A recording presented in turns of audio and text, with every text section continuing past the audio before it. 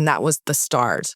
And after that, I did tons of different shows. Winding up, I understudied on Broadway and did several national Broadway series tours, as well as a world tour.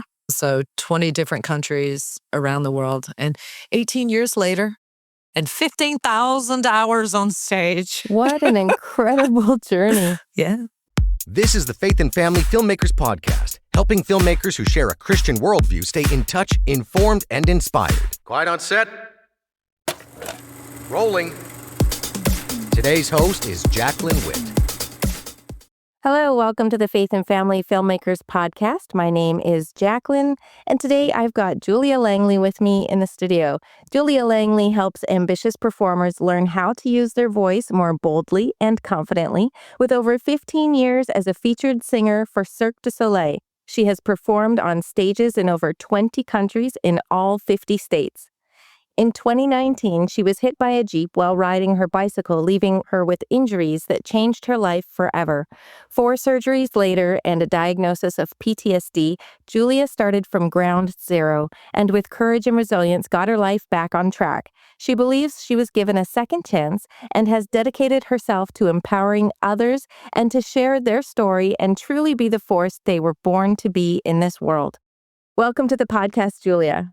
Thank you so much. It is such a pleasure to be here with you today and have the opportunity to share a little bit about my background and what has led me to where I am now, and really a business that is focused on service and serving others, and and bringing faith into it as well. Yeah, because I love that. well, it's a very important component of what I do, and quite frankly, I was fortunate early in my life to, have parents that took me to church and really, and, you do this thing as you age, you get away from it, you go back to it, you get away from it. But it's been a constant in my life.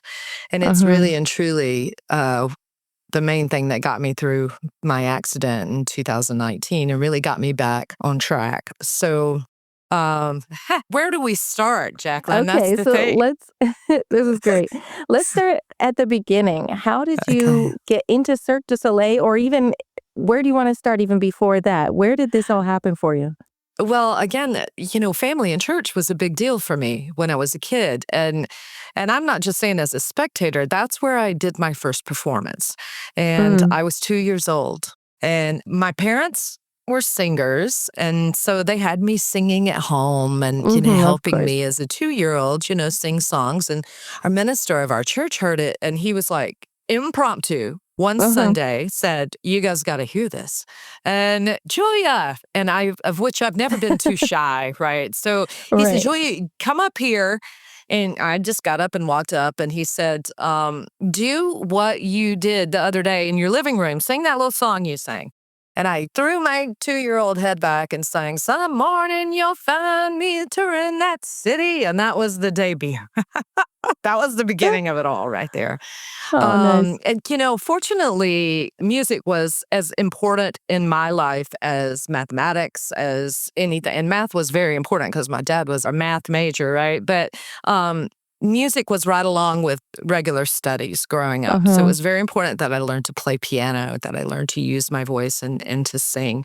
And not to say that it's always been easy for me. There were times where I lost my confidence. There were times where I lost my voice. I shrunk myself to fit in, or just because I was confused about who I was. And, you get told you're this and you're that, right? Whether it be by your peers or people, right? So you shrink yourself. Yeah, growing up is tough. Yeah, I want to make that clear because there's so many people out there that think, as a performer, you're just born into it. And it certainly sounds that way because I started so young, but it's always a journey.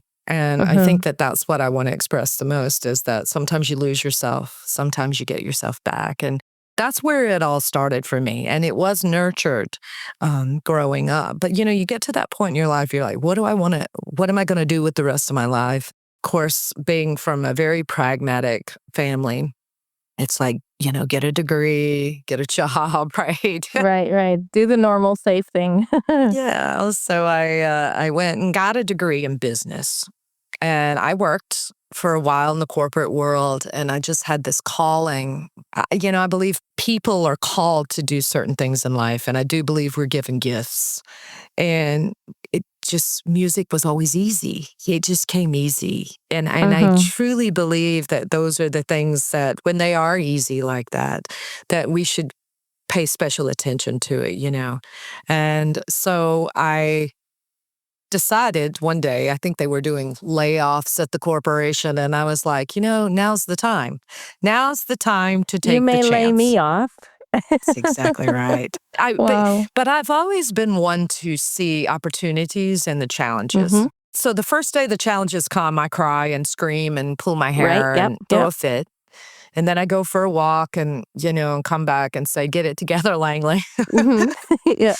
All right, God, what are you trying to show me? And I always ask that question. That question has been pivotal, life-changing for me, because I get all up and, we get in our feels and we get in our head. God, what are you trying to show me here? And then I come out the other side and go, oh, well, it's time to make the jump. You're given this gift. You're not using it fully. You have an anointing with music. There are special gifts that God has given you. I'm a very fast sight reader, among other things. And so use it. Let's use it. All right. So, I look at my first foray into the professional singing world. I did a show in South Florida called Evita, a musical theater show. And I met some people, right? And so the girl that was cast as Evita and I became fast friends. And she said, I have an agent. She said, if you can put together a show. And I got some advice from her, right? And I did. And she told me later, you're the only person I've ever said that to that actually followed through with Really? it. Yeah, that's amazing to me. Like when people are presented with an opportunity, you know what? If you do this, I can introduce you to this person. And then they don't They never do it. do the thing. It confuses me, because it's like somebody has just basically given you gold. Absolutely. Like, They're handing it to you. Yeah. On a plate. yeah. No, well, that's great then. You knew what you wanted and you went for it. That's great. That's exactly right. And I do believe in divine timing too. But that comes from being really in tune. So you have to get really quiet within yourself. And when you are that way, then you are always aligned with what the bigger plan is for you. And that you're in the right place at the right time and you're making the right decisions. And I've always followed that. And sometimes things get delayed. Some things, we were talking earlier about, I've had teams that fall apart right at a very important moment. Yeah. Seems pretty critical. And then things go wrong. And there's again, God saying, pay attention. Well, either that or you're being tested by other things. Yeah. And, sometimes that test is to see how bad you want something, I think. And so these are the lessons I've learned along the way. I sound very calm right now. Listen, it's not calm. In that moment, you're like, wait, what? You're doing what? I've made all of these plans and you're not, where are you? What happened? And one thing I say is we plan, God laughs. He's got his own plan up here. Right, yes. And it doesn't always go the way we think it should go. Yeah. But you still got to put things out there and you still got to try, right? So when I jumped into this world of professional singing, the only video I had was me singing the national anthem in a charity event. So I was like, I'll send that. So I sent that video to an agent and we laughed about it later. He was like, you sent me a national anthem. And I was like, well, that's all I had. He's like, I can't believe I gave you a job from that. And I'm like, I guess you needed some entertainers, You must have done a great job with the national anthem. Yeah. So my agent and I were just cracking up about it because he actually gave me work off of the worst possible video. But that just goes to show, turn your stuff in, like send it in. Yeah. Just send it in. It may not be perfect, but it's never perfect when you start. And that's one thing I've learned. Sometimes you just got to jump in and do it, painful as it is. It's true. That's this podcast. We had even bigger ideas and we're like, okay, well, we know this much so far. And we're like, let's just start. We don't want to wait until we know how to make it all perfect. And so, because we wanted video originally, but we'll get there. But it's true. Yeah. Sometimes you just have to start with what you have. And it's amazing what God can do with that. It always blows my mind, and starting's hard. Yeah. To me, it's the hardest part, because once you start, then you start to see where the momentum goes with it. Right. And you can start walking through those windows that open up for you along the way. And so I've learned that. Another lesson that I've learned everything the hard way. I've had everything happen to me, that you can possibly have happen in this journey. And so I learned you just do it, and then you fix it as you go. And Yes. yeah. And if it is aligned, and if it is what you're supposed to be doing, little things will start to work themselves out, and new ideas will come, and things start to shape and mold, and they start to take on a personality and real art, and it turns into something grand and great and unique that's really special to the creator of that, to the performer Yes. or to the writer, someone that might be writing a screenplay. And I write for the stage, and one of my goals has been to turn it into a film, or onto the screen. And so I've loved meeting you, because this has been a whole new journey for me, a new experience to take what I've done alive and on the stage and really start to put it to the screen. So that's the next step for me. But Yes. I've learned that as I write, things just start to come alive. Some things work, and then there are the times that it doesn't, and I have to tweak them. Okay, that's not working. Yeah. But you sure. don't know Right, until yes. you do it. Yeah, you can't pivot until you're moving. Can't pivot till you're moving. Yeah, and that word pivot comes up a lot, I think, especially in this industry. And yeah, it's true. You have to be moving, and then other things will start to move. And then that vision will become clearer. You'll understand. Like I always say, you have to make a decision about something and then move on it. And the thing is, you're going to find out pretty quickly if you made the right decision or not. Absolutely. And then if you didn't, then you adjust. You Right. pivot, you make some different choices and, shift whatever is happening. And, and I learned that a lot actually as a single parent. When I was growing up, I was the second youngest of 5 children in my home. And so I didn't really have a lot of decisions to make. A lot of them were made for me. And so I didn't really learn that skill.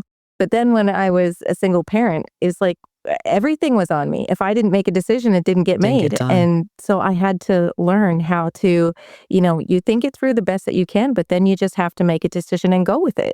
You can't just sit and wait, because time just keeps going. And then your opportunities get smaller. There's fewer. Like you don't have the same options that you did if you had made the decision earlier. That's exactly right. And that was a resolution of mine early in 2024, was do not procrastinate, just do it. As in the words of Nike, just do it. Just get Right. out there and start, and stop worrying about it being messy or ugly. You just got to do something. Yeah. You got to move. Yeah. And what's the Yeah. science? I can't even quote it right now, but where it says things in motion tend to stay in motion. So once it starts, Yes. you get momentum, Yes. and then you can go from there. Yes, I was actually thinking about that earlier. I mean, when you think about just moving something, the energy that it takes to get something started moving, as opposed to actually just continuing moving, it takes more effort to start it moving. So for those that are like starting something, just understand that is part of it. Like starting is work. It is. It is. And it's growth, and painful too sometimes, but well worth it. Yes. Well, you learn things, and anything that you learn, you can apply later. So nothing is ever Yeah. lost. Never. Yeah. Never. So how did you get involved with Cirque du Soleil? It's very interesting. I had been working, I've been doing concert style work, what we call industrial, or it's like a cabaret style performances where, it's dinner, concert type environments. And there was a big market for that in the South Florida area and all throughout the US. And I was doing that specifically. But I just wanted more. I was hungry. I was hungry for more, hungry to expand. And a friend of mine for my birthday took me to see La Nuba at Downtown Disney. And I fell in love with Cirque. And that was my first Cirque experience. And I was just mesmerized by a sensory overload. It's just so much going on at one time. And it's so creative. And I loved the music and the feel of it. And I'm like, I want to do that. Yeah. The high quality, right? Yes. Very high quality. The best. And I said then, this is what I want to do. So it didn't come immediately. But I kept my eye on auditions going up in Playbill and looking, and I saw an audition. And I was like, I'm going to go. And just like the rough video, I went in person and did a rough audition. But again, it was in the plan for me, and I was chosen, not for what they actually I went to audition for. I went to look to try to get on the tour, but they chose me for a residential show. And so I went, and that was the start. And after that, I did tons of different shows. Winding up, I understudied on Broadway and did several national Broadway series tours, as well as a world tour. Wow. With them. So 20 different countries around the world. And 18 years later, and 15,000 hours on stage. What an incredible journey. Yeah. When we put together the meetups, we wanted to be very strategic with the approach, thinking about the obstacles. Where are those things that would actually make the greatest impact? I just wanted to say thank you, Jaclyn. You guys having everything so organized. I went on the website last week. I was able to sign up. All the instructions worked. Everything was seamless. And I have not had an experience where it's been this seamless ever. Also, I've already met some amazing people on this. And I love the format. You teach us a little bit, and then we go into a separate group with just a few people. It takes away some of the anxiety if anybody has anxiety about speaking in a large group. And also, I've gotten to really know people beyond just that's your name and your face. And some people I knew already, which is also great because there's so many people here from the industry that just have amazing experience in all areas. I've met writers, I've met actors, I've met producers. Today, I was with somebody in a room who actually does editing, and that was such a great perspective. Join us on Thursday mornings for our FAF Association meetings. We've got networking opportunities, masterminds, and more. Find the schedule on our homepage at faffassociation.com or find the link in our show notes.